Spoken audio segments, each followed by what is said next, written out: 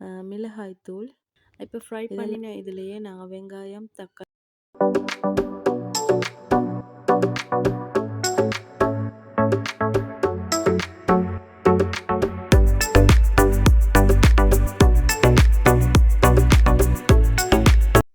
Hello guys, welcome to review 360. இன்றைக்கி 3 ஈஸியான ரெசிபீஸோடு உங்களை சந்திக்கிறதுல சந்தோஷம். முதல்ல நாங்கள் டின் மீன் எப்படி செய்கிறேன்னு பார்ப்போம். இதுக்கு தேவையான அளவு ஆயில் சேர்த்து இது நல்லா ஃப்ரை பண்ணி எடுத்துக்கோங்க.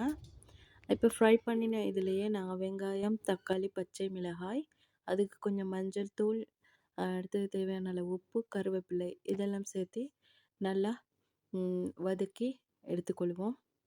இது வந்து பிகினர்ஸ்க்கும் ஈஸியாக செய்யக்கூடிய மாதிரியான ஒரு ரெசிபி. அடுத்து நாங்கள் மரவள்ளிக்கிழங்கு எப்படி ஆக்குறேன்னு பார்ப்போம்.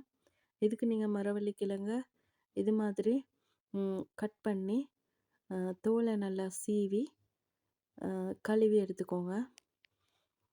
அடுத்தது கழுவின மரவள்ளிக்கிழங்கை வந்து நாங்கள் சின்ன சின்ன துண்டுகளாக வெட்டி சேர்த்துக்கொள்ளணும். நான் இதில் இப்போ வெட்டி காட்டுற போல் இந்த சைஸில் நீங்கள் வெட்டினீங்கன்னா சரி. அடுத்து இதுக்கு தேவையான அளவு வெங்காயம் சேர்த்துக்கோங்க. வெங்காயம், அடுத்து வெள்ளைப்பூடு இதெல்லாம் சேர்த்துக்கோங்க. இப்போ இதை வந்து நாங்கள் இதுக்கு தேவையான அளவு மஞ்சள் தூள், அடுத்தது உப்பு சேர்த்துக்கொள்ள போகிறோம். அடுத்து உளுவரிசி, மிளகாய்த்தூள் இதெல்லாம் சேர்த்து தண்ணி ஊற்றுங்க. தண்ணி நீங்கள் எந்தளவு சேர்த்தினீங்கன்னா போதும். இப்போ இது நல்லா வேக விடணும். இதில் நான் கொஞ்சம் கொழுப்பு துண்டுகளும் சேர்த்திக்கிறேன். இதை வந்து நாங்கள் திறந்து தான் ஆக்கணும். இப்போ இதில் வந்து தேங்காய் நான் வந்து முதல்ல 2ஆம் பாலை சேர்த்துக்கிறேன். இது நல்லா கொதித்த பிறகு முதல் பாலை சேர்த்து இதை நல்லா தாளித்து எடுத்தோம்னா சரி.